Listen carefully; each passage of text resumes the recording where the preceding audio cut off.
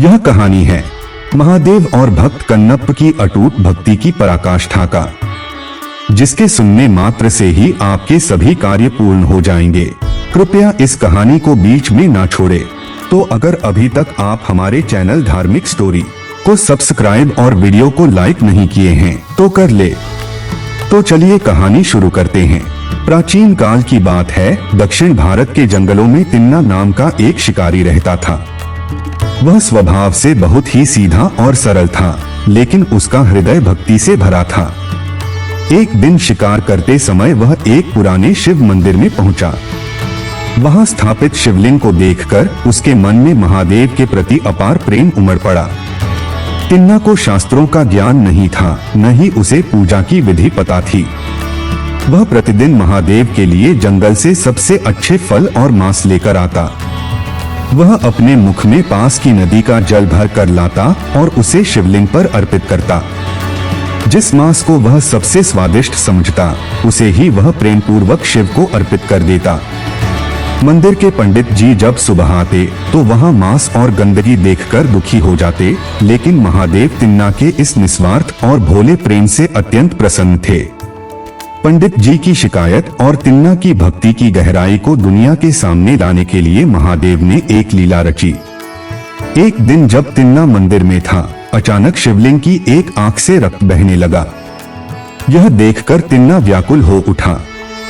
उसने जड़ी बूटियां लगाई, मंत्र पढ़े जो उसे आते थे, लेकिन रक्त नहीं रुका। अंत में उसने एक साहसी निर्णय लिया। उसने अपने तीर से अपनी एक आंख निकाल ली और उसे शिवलिंग की आंख के स्थान पर चिपका दिया। चमत्कारिक रूप से शिवलिंग से खून बहना बंद हो गया। तिन्ना खुशी से नाचने लगा, लेकिन उसकी परीक्षा अभी बाकी थी। कुछ ही क्षणों बाद शिवलिंग की दूसरी आंख से भी रक्त बहने लगा। तिन्ना अब समझ गया कि महादेव उसकी दूसरी आंख भी चाहते हैं। परंतु एक समस्या थी, यदि वह अपनी दूसरी आंख भी निकाल लेता तो वह देख नहीं पाता कि आंख लगानी कहाँ है। इसलिए उसने अपना बायां पैर शिवलिंग की उस आंख पर रख दिया जहां से खून बह रहा था, ताकि उसे स्थान का पता रहे। जैसे ही वह अपनी दूसरी आंख निकालने के लिए तीर चलाने वाला था, स्वयं महादेव वहां प्रकट हो गए। महादेव ने तिन्ना का हाथ थाम लिया और अत्यंत प्रेम से कहा, रुक जाओ कन्नप्प, तुम्हारी भक्ति ने मुझे जीत लिया है। महादेव ने तिन्ना को गले लगाया और उसकी दोनों आंखें वापस लौटा दी।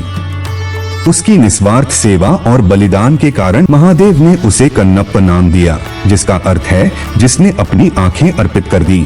महादेव ने उसे सायुज्य मुक्ति प्रदान की और वह सदा के लिए शिव के चरणों में स्थान पा गया। तो दोस्तों, कहानी कैसा लगा कमेंट में बताएं और महादेव आपके परिवार पर खुशियां बनाए रखेंगे। कृपया इस वीडियो को लाइक और हमारे चैनल धार्मिक स्टोरीज को सब्सक्राइब जरूर करें। धन्यवाद।